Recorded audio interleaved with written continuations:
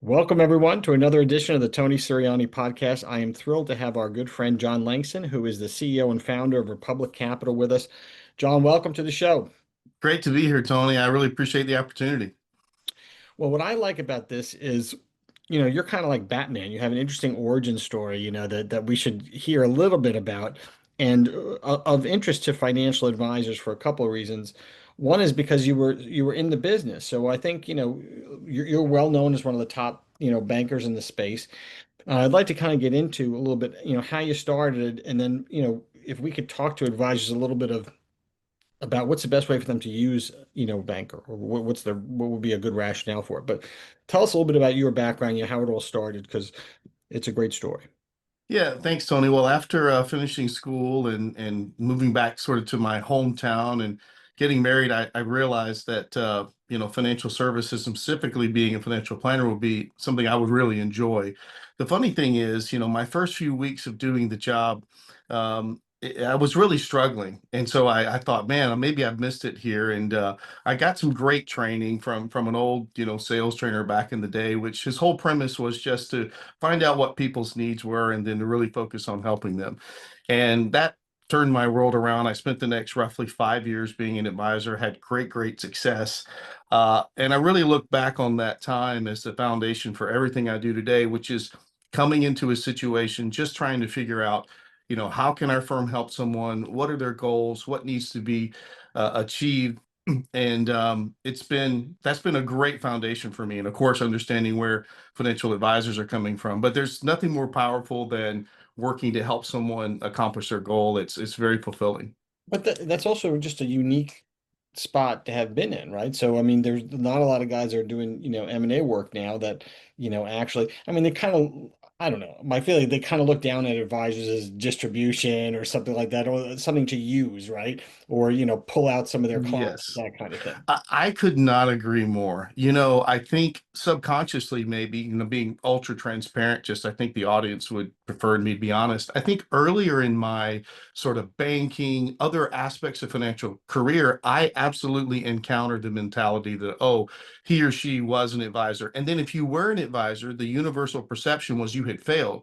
In Right. my case, I left to do work in the nonprofit world that was very important to me. I was succeeding, I was excelling, I was doing well. And so I think, at the end of the day, looking back on it now, talking to you, Tony, I realize because there was this perception that it's not something I focused on. I didn't hide it, but it just wasn't something I featured. Now, as a successful investment banker, I'm proud of the fact that I understand the underpinnings. And I would go so far as to say, I think it makes a real difference in how you represent Well, people. well, it totally does. And I think that, I mean, I know I feel like I'm biased towards advisors, but I honestly think that if you're going to work in this business or an ancillary business related to, understand what these guys do every day. Get it. It is not so easy to call up Mrs. Rabinowitz while she's cooking dinner and sell $60,000 worth of bonds or treasuries. It's not that easy to do. And unless you've done it, I think advisors only respect other people who have actually done that, or at least respect more. Listen, I completely agree. And the truth is, Tony, anyone who's good at something makes it look easy. And Yes. so people look from the outside and say, oh, well, that's an easy job. Yeah, it's real easy when you're good at it. And the truth is, advisors have a unique skill set, this combination of wanting to help people, but also motivated. They've got financial intellect, but they have high EQ. There's a lot that goes into this. And the other funny part about this over the years I've watched is I've known extremely intelligent people in our world who had really great, personal skills. And so they focused on that. But behind the scenes, they were brilliant intellectually. And I would hear people call them stupid, like, oh, the guy's not that smart. No, he just happens to be really smart and talented in the other ways too. And so it's just an interesting kind of perception dynamic that sometimes Yeah, people have. there's no question about it. The other thing I think that you learned having, worked in the business is that, and what I find now interesting, sort of this connectivity between what you do now and what you did before, which is that all advisors, thinking of perceptions, and it's just not always the case, but everyone likes to think of themselves as an entrepreneur, and they all have in their books, hey, I want to be an ultra high net worth, I want to be a high net worth. By the way, even if it's not smart business was, because probably you'd rather have 10 $1 million clients than one $10 million client that beats you up all the time, a low margin and all that kind of stuff. You know what I mean? You make more money with the other. However, everybody's got their largest clients in their book that seem to be, most of them are business owners, right? So there seems to be a natural fit that these guys are going to, sell their business one day. And tragically, they sell the business. They develop a relationship with an investment banker who's given them the biggest, payday of their lives, is the payoff of the thing. And then that guy, siphons them off either internally to their, financial planners I mean, right? Isn't that like the game plan for these guys? Yeah, look, I mean, I think the biggest hole in modern financial planning is just a few simple questions and about, hey, what do you feel like the value of your business is? Or more importantly, hey, why don't we get, a complimentary evaluation around that? Because advisors aren't just having that simple Wait, wait, conversation, wait. So including, go back. well, So you're saying do a complimentary valuation so you would do that. Who, yeah, absolutely. I mean, my own personal experience, I was talking with an excellent planning group, and the conversation about the value of Republic or where it was about 40 seconds. At least I was asked, in fairness to them. But they kept going, and I thought, and I wasn't looking to be critical. I mean, being a critic's really easy. But the bottom line is, I think the modern whole right now is just doing a little more effort, not to do the work or be the expert on the business. But I can remember a time, Tony, back in my early days, people did not coordinate with accountants or attorneys nearly as much as they do okay. today. Completely different world. Well, the business has changed though, because it used to be. I Oh, remember when we completely. started in my Merrill Lynch office in New York. We didn't know how much it had in assets. Assets? What? It was just what you did on the production sheet, that day. So it's Yes. different. And now, because it's so asset driven, you do need to develop these sources right outside, and Yeah. it's obviously a smart, good thing to do to cultivate. Now, I look at it, John, like the future of our business is Advisor Plus tax, Advisor Plus insurance, Advisor Plus. Exactly. Now the trick is what you're advocating in terms of that is advisor plus investment banking as well, right? This should be Absolutely. one, so that you're connecting the way you use accountants, the way you're using like an insurance advisor broker or something like that, because you don't have the skill set on hand. You should be using an investment banker. Absolutely. And I like to make everything as practical as possible, Tony. People say, well, John, how does that happen? Can you give me a deck? And I say, wait a minute. Do you have a deck for every attorney you might introduce someone? Do you have a deck for every accountant? No. You simply say, hey, I know this fellow professional that I think could be helpful. Would it be okay if I have him reach out? Can I connect you? And in our case at Republic, and again, we're striving to help financial advisors not lose these wealthy clients or clients that sell a business, sell a company, by saying, hey, listen, it would be really helpful to know the approximate value of your business in Right. our planning. I work with the firm that'll do something complimentary for you. In 3 to 5 business days, we'll deliver that for them. And you have now put yourself in that world of their company ownership. And from your point of view, though, a lot of that stuff, there's a long tail here. I mean, it may be Of 5 years. course. I mean, you understand that, right? So it's not like you're going to go in there and try to, shove something down. No, Oh, look, you it got five ranges. dry cleaners. We got to sell this today. Well, what's interesting, Tony, I've realized over the years, and I've been having this conversation, and to be clear, we're helping a number of advisors around the country with this. We're talking to new people every week who their financial advisor said, "Hey, my financial advisor suggested I connect with you. I had some questions about the value of my business." Sometimes, Tony, they do say, "Hey, I think it's time for me to sell my business. It's time for me to bring in some capital. Whatever the investment banking discussion is, we're there to help and serve them and guide them." But what I'm realizing and learning, advisors say, "Oh, well, this has never happened to me." The truth is, you don't know about You it don't know about it. That's it. You don't know about it. because they owned a company. It was always kind of in the background, and you just were excited that money kept coming into the account every year or two. And what you don't know is they sold that business for $38 million, and most of it is sitting somewhere else. Or Right. you got five of it and you're excited because, oh, well, they're like, well, some things happen with the business. And by that point in time, they really don't want to say, yeah, we sold the business. Even further than that, sometimes they say, well, we've just decided to do something different. And you don't realize that decision, because the research is when you get a big capital influx, you reevaluate all your advisors, as you should, right? Right. Right. But I think you give the advisor who sort of puts you in that position a little bit of it. You give them the inside lane at that point because Completely. I mean this is the guy who saw it coming and helped you, get there. So that brings up a point. So if I'm an advisor and I've got three or four of these, in my book, and I know another guy with a couple, I mean, do you invite them to a lunch? Do you come out and see them? How does how does that work? Like, because I know you travel all over the place. I mean, you're the fastest moving banker in the United States. I think. Constantly, you're always on a plane. Never invite me to go with you, but you're constantly running around. You're always welcome. We can just get going to the same place, I Tony. just don't want to go to Peoria every 2 minutes. If you have clients in Vegas, that's when I'll go with you.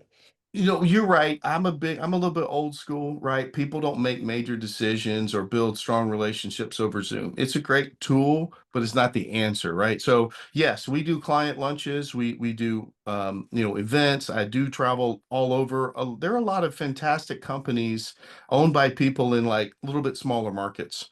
Right. I went and met with a company in Topeka that was worth hundreds of billions of So, so, dollars. so let's talk about that though. So we're talking about smaller market, down market companies. These guys aren't going to, and that's usually where a lot of the problems are, right? Because these guys aren't going to Goldman Sachs, they're not going to Morgan Stanley to get their company sold. So now you're in a different world where it's hard to know who to trust. It's hard to know. And then some people, oh, this $25 million company, let's do this or this for them, but they're on our low end of our scale. We're not going to treat them well. I mean, isn't that the danger of what happens? Oh, absolutely. The other extreme is that there are business brokers who they provide a service, they do a function, but it is not investment banking. People say, okay, what's the difference in a business broker? A business broker tends to be more like a listing service where they're going to gather information, try to post it in places online where people can find the business to buy, right? And in terms of, financial sophistication, legal sophistication, it's going to be much more limited. Republic has, hundreds of transaction experience involving billions of dollars. If you hire an investment banker, we're going to build the presentation on the company. We're going to build the financial model. We're going to create a market. We're not just going to post and list it somewhere. And then we're going to walk that client through every step of the process until the transaction consummates. And it might only be for 25% of their company. They're not walking away, they're not leaving, but they're getting some liquidity. Or it could be the full amount. We're going to be with them. We're on almost every legal call for our clients. Why? Because the attorneys often disagree about things that need a business solution. And candidly, the attorneys get paid if it closes or not. It doesn't No, matter. dude, I went to law school. It's anti-business school. They make the worst. They just make you make the worst possible decisions you can. And and I know that you got to tell attorneys what you want, and you got to tell them this is the outcome. You need to fight for this. I know what Yes. you're saying. I get it. Tell me if this is going to go on fire, but if not, this is what I freaking need. Yeah, and that's the difference. You have candidly what I would say with the good professional investment banking group, you have a very high touch, high level of service. Now, part of that's economic, right? The overwhelming majority of our revenue comes from success fees. Which is frankly, a great model in investment banking because it takes a lot of work, a lot of strategy, a lot of solving problems. Most transactions have a couple of times when it looks pretty bleak and you have to solve the legal problem, the financial problem, whatever it is. And so you're highly incentivized to solve all those problems. And it's just a completely, different level of expertise. The other thing I would say is typically business brokers are charging 8, 9, 10% type fees. Why? Because they're going to do one transaction every couple of years. Republic's going to be half or below that, right? So client's going to get, ironically, a better fee and better service. How does that work? Well, we do more transactions. We're more successful economically. We can, spread out the cost, and I think it ends up attracting better companies and owners to work with, right? People who are savvy enough to realize, hey, I shouldn't pay 8% for this.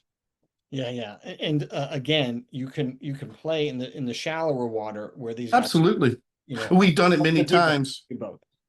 Well, and look, sometimes, there will be a smaller company that needs a smaller project now, but you look up in 3 or 4 years and they're 4 or 5 times that size. Right. We were just, very, proud to win the Inc. 5000 award for one of the fastest, growing companies in the country.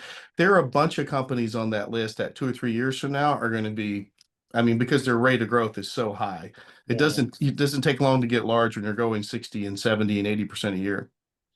Um, Well, the other thing you do M&A wise is you actually do M&A for RIAs. So there's, I mean, obviously it's a big part of what goes on. It's a big part where, you know, when I ask about what I hear about, it's the monetization, equitization, enterprise value. Those are the things that advisors in the RIA world are talking about. And those deals are nothing to sneeze at. We're not talking about like $1 million guy, trying to move, No. but the deals are getting bigger and bigger, and you guys are kind of, dead center there. Yeah, look, we've advised on since 2022 over $235 billion of AUM. We've been the advisor on the transaction. So, and all across the spectrum, we've helped clients lift people out of wirehouses. We've done all kinds of things. Look, there's tremendous opportunity. The competition is greater than ever on two fronts. The buy side, if you're trying to acquire someone, everyone knows there's more sellers than buyers. But there's also a lot more competition on the sell side now. More people are coming to market than ever. And what that means is some of the largest players have become the most selective we've seen. Now, the good news is valuations and multiples continue to be strong, but I think you need a lot more strategy in thinking about, because in the past, you would reach out to a big player, let's say they were the right fit for you, and they're like, oh yeah, we're interested. Now they're like, well, tell me more. They want you to meet several criteria. And so I think when you're going out to market, this world of, well, there's so many people that want me, I'm going to get a great price and great deal. It's different. It's still true, but I think you have to be far more strategic than in the past. Right. And you can your part of your gig is to advise firms through that process, right? I mean, so but I guess the whole point of all of this we're talking about is pick up the phone, right? Yeah. You got to get in early. So in your mind, I'm an advisor. I have a $300 million book. It does a couple million plus a year. I've got maybe four clients that would fall into that I know I advise. I know they have businesses, that get decent income from it. Um, what should that guy do? Should he be picking up the phone, or should he be waiting, or what's the plan of action for a guy like that? Look, we represent an RIA owner or a company owner as a fiduciary. We only work for them. That's a big difference. There's some brokers in the market. If you hire us, we're working for you and you alone. Anytime you're thinking about something strategic related to your wealth management firm, I would love for you to call us immediately. The reason is so many of these things do take time to execute. It's decisions you make today about how you set up your company, how you pay yourself, or you pay advisors that work for you can have huge impact on the value of the firm 1, 2, 3, But, 4 years away. but also, isn't it one of those things where, to me, it would seem like it's a benefit when you start these conversations with whoever they are, that you could say, I've got Republic representing me. Or, John Langston represents me. That puts everybody that everybody has to take a step back, because now they know they can't run their initial playbook on you. They gotta think a little bit. Listen, the research is really clear. If you hire an investment banker, on average, you receive 25.3% more for your transaction. That with 13,000 transactions studied over 20 years by two major universities in Northern Trust Wealth Division. And 99% of all institutional level transactions involve investment bankers. Don't be the advisor who sells advice and then refuses to buy it on the largest transaction of their life. It makes me crazy, Tony. I'm like, you were literally in the business of selling advice. And then when you were going to do the largest transaction of your life, you're like, hold my beer, I got this. Right. I'm like, what are you thinking? Like, I mean, and again, we see it all the time. Someone will come to us having gotten a couple of offers, and we say, look, let's do a professional process. There's art to it and there's science to it. It's not smoke and mirrors or hocus pocus. It makes sense. And then when clients see it all laid out, they're like, of course I'll get a better price. And then the bids come in, even some of the old bids get refreshed. It's very common for them to be 20% higher. Yeah, It is a competitive process. We all know a competitive market makes for better pricing for the seller. yeah, yeah. So, well, couple things. One is I want to also get us a little time to talk about. You had mentioned in the beginning that you did some charitable stuff. You wanted to do some nonprofit work before, and now that you guys have been successful, I know it's important to you that you continue to do that kind of work. You've done some work in education. Just talk a little bit about that, because I think there are a lot of advisors in the same position, and everything is so negative today. You hate to even look at my stupid phone. Like, they're constantly beating me up. But doing good works is still something that's important, I think, to a lot of advisors and a lot of people. So Just want to hear about your philosophy and theory around that. Yeah, look, I decided when I was young, in part through my parents' training, my life experience, and my own, personal faith journey, that my job on earth was to help people. And investment banking it really is showing up, figuring out what someone's goal is. So continuing that line of opportunity, the University of Texas, fifth largest university in the country, started a wealth management program in their business school, which is unique. There's a lot of wealth management programs outside of business school. This is a top, you can argue about rankings, but call it top seven, top eight business school. And I just saw it, my wife and I saw it as a once in a lifetime opportunity to get involved. We started with scholarships. It went so well, so exciting. Then we had more financial success. And so we had the chance to endow the Wealth Management Center. And our whole purpose for Candace and I, my wife, was we want to invest in and help develop young people. And frankly, we want them to understand that true wealth is about having a purpose to help others and having the health and And capital this to is do such it. a great, this is such a great business for that. So, what other business do you Absolutely. create entrepreneurs, you build your own wealth. It's a great business for women where you can raise a family and do all these great things. And we do a terrible job of explaining it to people, but we're very lucky to be where we are. At least half of the students in the wealth management program are female, which of course, that far exceeds the industry. Yeah, yeah, yeah. We But yeah, we brought 10 to New York last year and eight were female. That just the way it worked well, out. and So you guys participate in our the advisor Hub women's thing. We have a lot of pieces that are going in this, and I have daughters who are getting into business too, so it's all good. Well, look, I believe it or not, we're kind of out of time. And anything in terms of, I guess my last question for you would be, where's this going in the next 5 years? I know I have my opinions, but look, the M&A train continues because of demographics and capital and things like that. Do not underestimate, though, the very large financial firms. They're large for a reason. I see them adapting this sort of philosophy that, our model sometimes is so superior. I don't think we should be thinking that. We should be learning from every corner of the industry.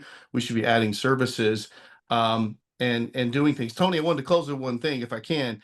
If you will email me and say you saw me on this podcast, Republic will do for your wealth management firm a complimentary valuation. Some people are charging as much as 30,000 for those, Tony.